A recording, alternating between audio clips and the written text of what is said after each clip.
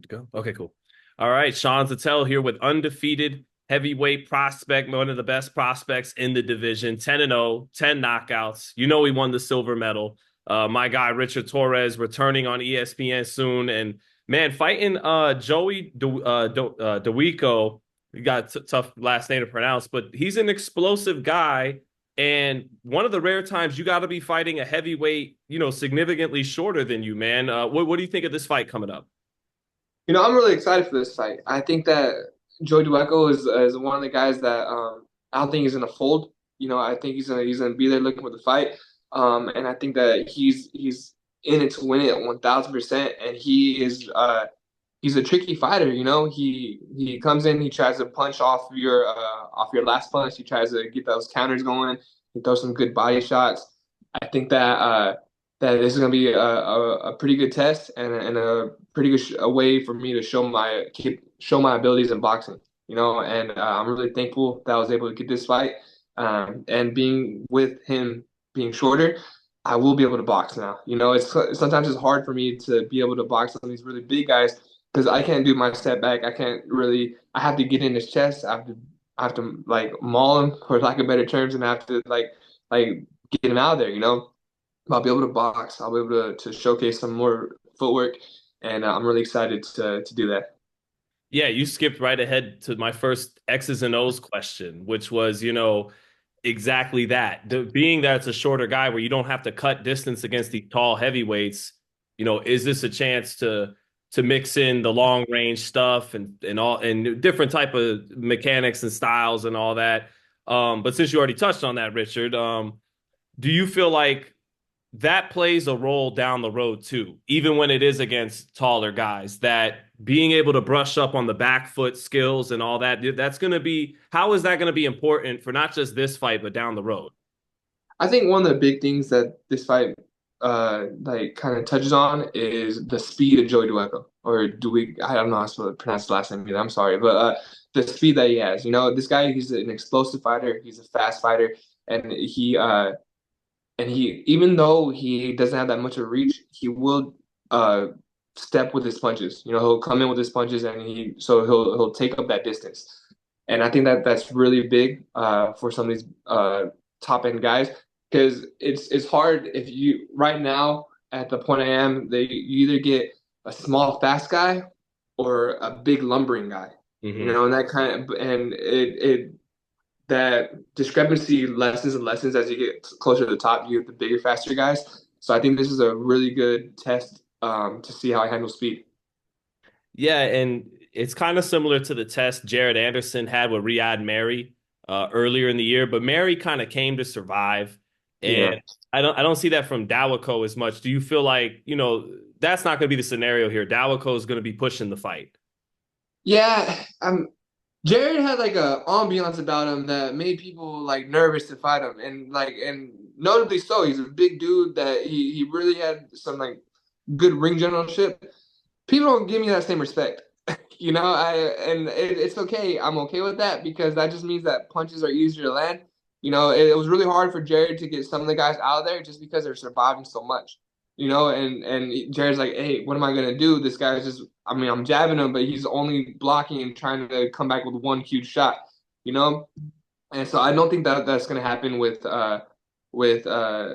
Joey. I think that he's gonna be there for the win. I don't think I have a very hard time thinking that I'm gonna like make him nervous or make him like shell up. I think even if I land a good shot on him, he still has that kind of like that fighting instinct to where he wants to win.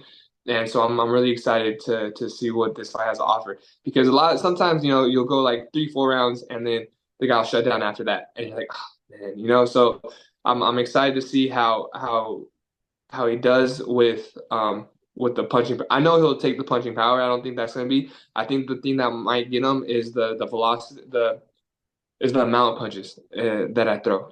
I think that that's where it starts becoming an issue with a lot of heavyweight fighters, especially the ones with speed, because the people that want to counter, they'll try to counter off a one shot.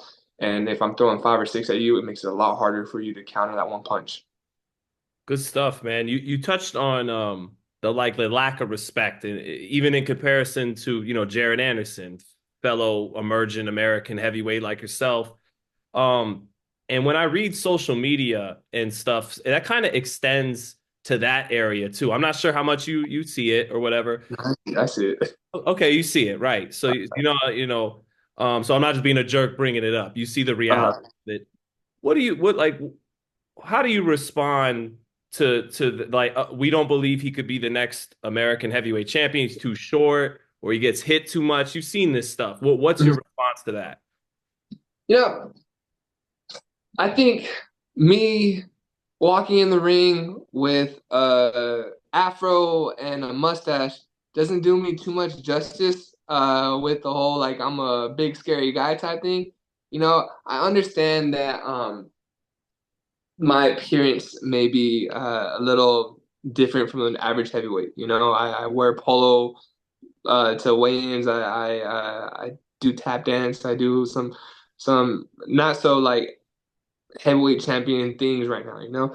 But I just for all those guys, I just tell them just keep watching then, because I've proved myself before. I've been the underdog a lot of times going into the ring. I've been the guy that no one expects, and then after you see me enough times, or after like I continue to win, then opinions will finally start to change. So I'm not too mad at it anymore. Like when I was a kid and someone told me that, I get all like, oh, well, no, I'm a heavyweight. I did it. But now it's like, all right, man, you'll watch. Like either you're right or you're wrong. Regardless, I'm gonna go in there. I'm gonna fight the best of my ability. So like, and I'm gonna do my best to show you what I can do. If me being an Olympic silver medalist, team captain of USA Boxing, 10-0 with 10 knockouts, if that's not enough of like a repertoire to change your mind, then just watch me fight, man. Mm. Yeah, and you seem to thrive off the underdog role anyways. And Yeah. yeah, and I don't know, with a little bit of deeper thought, it's like, I don't know, man. He's comfortable tap dancing and wearing his polos, and this guy's very secure in himself Yeah. and his masculinity. I don't know. This guy might fuck you up, actually. I don't know. But, yeah, just just to be funny about it. But yeah, but but looking at Jared who challenged himself. He fought a bad man in Martin Bacoli, a bad Yeah. grown man in Bacoli. Um, but but you could also argue in doing that, maybe rush the process a little bit. Where did you observe that and take anything from it from your stablemate and in your own situation? How do you go about that? Of course, you want to fight for titles in the probably in somewhere in the near future. So, but what do you think is the right speed to push yourself at development wise? The thing that I like about how that went about though was how people reacted to Jared's loss. I mean, there were a lot of naysayers, but I think that when you fight someone that like is on that level or in that area, it's if you lose, it's like it's not the end of the world for you. It's like it's not like you can get the contract cut and stuff like that. And I think that's because you're testing yourself. And I'm not gonna lie to you. Sometimes I get a lot more nervous fighting guys that no one knows about, as opposed to like when I was at the Olympics or when I was like at World Championships or something like that. Because like if you lose to a guy that no one knows about, then people will just forget, like, oh, he was nothing, he was never that, he was never that, da da da. Jared lost to Bacoli, who's a top dog. You know what I mean? So it's like there's not he shouldn't be like he's not put on the back burner anymore. It's like Jared has a shot to come back, a shot to get back because people know how good his opposition was. And so do I think he rushed it a little bit? Maybe, but Jared also he's had the mindset of I want to get in and get out super quick. I don't want to be here for long. He's told everybody that. So I don't know if he rushed it too much or if like that was just I mean that was just a hard fight. At the end of the day, boxing is boxing, heavyweight boxing is heavyweight boxing. You get touched by one of these huge heavyweights, it's gonna hurt. It's gonna change the fight. So I mean I'm not knocking anything he did. I think he went in there with like with the right mindset and stuff like that. But I just think it was a flip of the coin sometimes, man. He had the wrong side of the coin on that time. Yeah, and but for yourself in boxing, what is the most important thing? Is it becoming heavyweight champion of the world? Is it making a great living? I mean, the two go hand in hand, but yeah, what would you say it is? I I want to compete. I want to have opposition. I want to be able to fight. I want to be able to. I want people to know who Richard Torrez is, and I would really. I mean, I know I like to say it doesn't get to me too much, but I would really like to have people say, "No, Richard Torrez can fight." And I know that like everyone that's seen me from the amateurs, they say that. Get a lot of the new guys saying, "Oh, he's too short, he's too small, he's this, he's that," and I know you like everyone's like, "Oh, I'm doing this for myself." I want to prove them wrong. I really do. I would love to prove them wrong and be like, "Hey guys, like look how hard I'm training. Like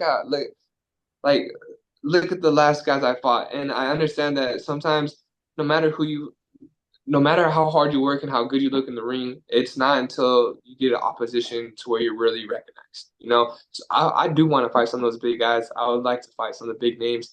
I would like to kind of put a little bit more of a stamp on the heavyweight division in the near future, and I'm looking forward to doing that as well. I see where Jared's gone, and I like Jared was honestly like I would look at him and I'm like, oh, he kind of did the roadmap for me a little bit. You know what I mean? Like he's been able to kind of bring American heavyweight boxing back to like the scene. He's been able to make a big showing as like he had a huge homecoming, like stuff like that. So I think that that path was kind of cool. Maybe the whole Martin McCoy thing was a little bit um overzealous, but end of the day, I that game plan that Jared had was a pretty good one, man. Yeah. And which is, I mean, it's just interesting that the dichotomy, I guess, is the word between different fighters, different mentalities. Some I'm not worried about what the fans care, and then other guys, that's the first thing I want to do is earn the respect and the admiration of the public, and It's guys hard, man, become because it's like champions with both mind states. it's like the why do you do it? It's like why do you do it? It's like yes, I do this for me. I do this because I want to see how far I can take it. I do this because I want to have a better life for myself and my family. I do this because I love the game. But I mean, there's always going to be external factors, and whether you want to, whether you agree with them or not, whether you want to acknowledge them or not, it's I have a hard time really believing that someone can go in the ring and being I have no care whatsoever about what someone says about me. I'm it just strikes me really really hard for someone to be like I never look at my comments or I never do this I never do that. I mean, I do, man. I'll check it out, and if someone's like talking trash about me in there or someone's doing this, it helps me train a little bit harder. It helps me go a little extra mile. It helps me hit a little hard on the bag, and I think it's almost beneficial in a way. But yeah, I mean, I'm not gonna say that I've like it doesn't have any impact on me at all. Even if it's minor, it's still I'm gonna prove them wrong.